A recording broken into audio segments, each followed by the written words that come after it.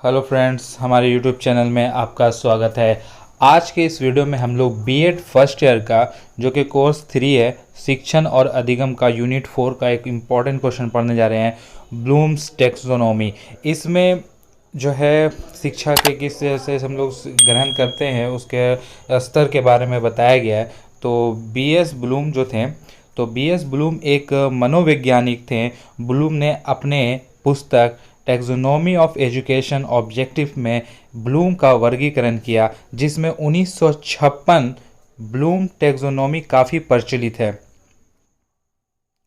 वर्तमान की शिक्षा ब्लूम के वर्गीकरण पर ही संचालित होती है। जैसे एक अध्यापक पढ़ाने से पहले उस प्रकरण से जुड़े ज्ञानात्मक, भावनात्मक एवं क्रियात्मक उद्देश्यों का चयन करता है। ये सब ब्लूम के वर्गीकरण, ब्लूम टैक्सोनॉमी का ही परिणाम है। ब्लूम टैक्सोनॉमी 1956 में प्रकाशित हुई। ब्लूम के वर्गीकरण को शिक्षा के उद्देश्यों के नाम से जाना जाता है। अतः शिक्षण प्रक्रिया का निर्माण इसी तरीके से किया जाता है ताकि इन उद्देश्यों की प्राप्ति संभव हो सके। ब्लूम के वर्गीकरण के आधार पर ही कई मनोवैज्ञानिकों ने अपने परीक्षण किए और वे अपने परीक्षणों में सफल भी हुए। इस आधार पर यह माना जाता है कि ब्लूम का यह सिद्धांत काफ़ी हद तक सही है। लर्निंग डोमेन, सीखने के क्षेत्र के लिए ब्लूम का वर्गीकरण। सीखने के 3 प्रकार बताए हैं। पहला है संज्ञानात्मक, दूसरा है बौद्धात्मक और चौथा है मनोगात्मक। इसको हम लोग ज्ञानात्मक, भावनात्मक और क्रियात्मक भी बोल सकते हैं।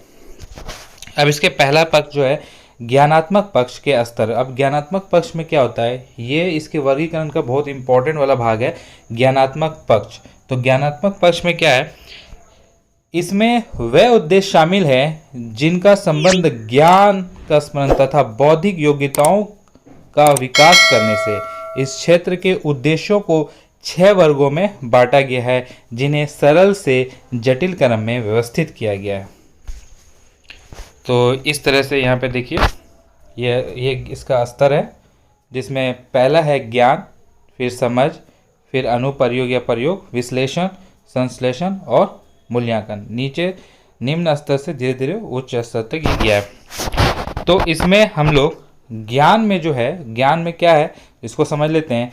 ज्ञान के उद्देश्य ज्ञानात्मक स्तर का निम्नतम उद्देश्य है। ज्ञान उद्देश्य के अंतर्गत निम्नलिखित ज्ञान सम्मिलित हैं: विशिष्ट तत्वों का ज्ञान, शब्दावली ज्ञान, संकेतों का ज्ञान, परंपराओं का ज्ञान, विधियों का ज्ञान, कसौटियां या मापदंड का ज्ञान, नियमों और सिद्धांतों का ज्ञान इत्यादि। तो ये सारे ज्ञान ये ज्ञान के अंतर्गत आते हैं और ये सब ज्ञान के उद्देश्यों ज्ञानात्मक के जो ये सबसे निम्न वाला भाग का बात हुआ। अब हम लोग इससे जस्ट ऊपर जो ज्ञान से ऊपर था, जैसे कि बोध समझ, उसमें क्या आता है ये देखते हैं। तो इसमें कह रहा है कि ये ज्ञान से उच्च स्तर की मानसिक योग्यता, मतलब ज्ञान के बाद ही इसका नंबर आता है। जिस पाठ्य वस्तु का ज्ञान प्राप्त किया गया है उसके विचारों तथा पदार्थों के अर्थों को जानने की योग्यता इसके अंतर्गत आती है। इसके अंतर्गत पढ़ी हुई विषय वस्तु की अपने शब्दों में व्याख्या करना, उल्लेख करना, तुलना करना, विवेचन करना आदि क्रियाएं कराई जाती है। अब हम लोग इसका तीसरा जो स्तर था प्रयोग या अनुप्रयोग भी इसको हम कहते हैं। तो इसमें क्या है, ये पहले दोनों से उच्च स्तर की मानसिक योग्यता है। प्रयोग के लिए ज्ञान तथा समझ दोनों का होना आवश्यक है। यदि कोई छात्र किसी सिद्धांत का ज्ञान एवं समझ प्राप्त नहीं कर चुका है तो उसका प्रयोग भी भली प्रकार कर सकेगा। किसी भी सिद्धांत का ज्ञान एवं समझ प्राप्त कर चुका है तो उसका प्रयोग भी भली प्रकार से कर सकेगा। ठीक है, अगर दोनों चीज जैसे कि ज्ञान और समझ अगर उसको पता है सही से तो वो प्रयोग का भी भली भांति प्रकार से इसका उपयोग कर सकेगा। तो इसके अंतर्गत सीखी गई ज्ञान को व्यवहारिक रूप से लागू करना, पूर्व ज्ञान को नवीन ज्ञान के साथ जोड़ना, नवीन प्रयोग करना, प्रयोग को स्वर्ण करके देखना, तथ्यों में संबंध स्थापित करना आदि क्रियाएं इसके अंतर्गत आती है। इसका चौथा है विश्लेषण। यह ज्ञानात्मक पक्ष का चौथा महत्वपूर्ण उद्देश्य है। पूर्व के तीनों उद्देश्यों की प्राप्ति के बाद इस उद्देश्यों को प्राप्त किया जा सकता है। इसके अंतर्गत किसी नियम या सिद्धांत का विश्लेषण कर उसे निर्मित करने वाले तथ्यों की पहचान की जा सकती है। इसके अंतर्गत तथ्यों का विश्लेषण करना, संबंधों का विश्लेषण करना, अलग कर घटकों में बांटना आदि क्रियाएं जाती है इसमें। ठीक है। इसका पांचवा है संश्लेषण।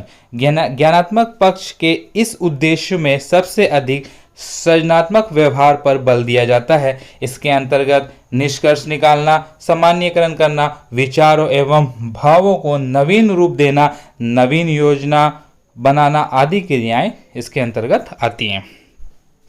इसका छठा और आखिरी है कि मूल्यांकन। ये ज्ञानात्मक पक्ष की सबसे उच्च स्तर की मानसिक प्रक्रिया है। मूल्यांकन से अभिप्राय है कि बालक नियमों, तथ्यों तथा सिद्धांतों की आलोचनात्मक व्याख्या कर सके। इस उद्देश्य की प्राप्ति पर छात्र के निर्णय लेने की क्षमता उत्पन्न हो जाती है।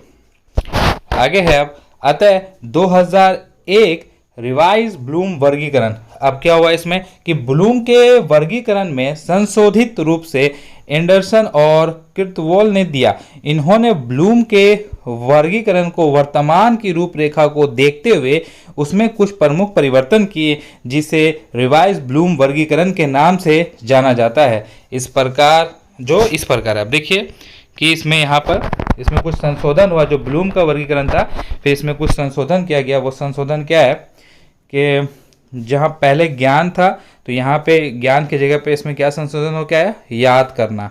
फिर समझ के जगह पर समझ ही है, और प्रयोग के जगह पर प्रयोग रखा गया है। विश्लेषण के जगह पे विश्लेषण को ही रखा गया है। संश्लेषण के जगह पर मूल्यांकन कर दिया गया है, और मूल्यांकन के जगह पे यहाँ पर संशोधित करके संश्लेषण किया गया है। तो इस तरह से कुछ इसमें संशोधन हुआ है।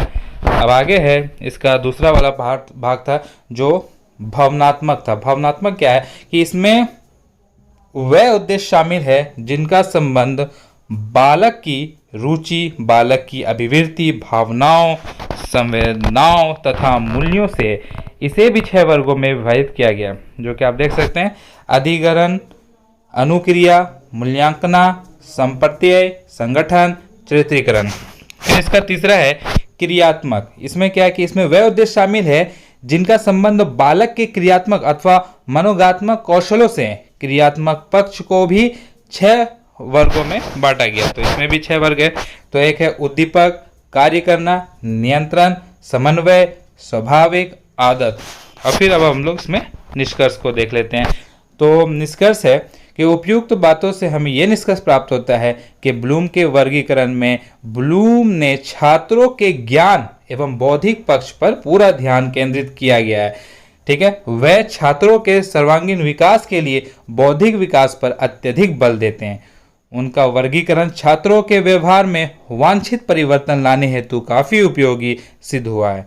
ब्लूम के वर्गीकरण के माध्यम से चलकर ही हम शिक्षण के उद्देश्यों की प्राप्ति कर सकते हैं। तो यहाँ पर हमारा ब्लूम टैक्सोनॉमी का जो थ्योरी है, जो एग्जाम में काफ़ी इंपॉर्टेंट पूछता है, ये हमारा कंप्लीट हुआ। और वीडियो अगर अच्छा लगे तो वीडियो को लाइक कर दें, चैनल पर नए हैं तो चैनल को सब्सक्राइब कर दें, और बेल आइकन को प्रेस करना ना भूलें, ताकि हमारी कोई भी ऐसी वीडियो सबसे पहले आप तक पहुँचे। तो और भी ऐसे वीडियो के लिए हमारे चैनल को जल्दी से सब्सक्राइब कर लें। मिलते हैं नेक्स्ट वीडियो में।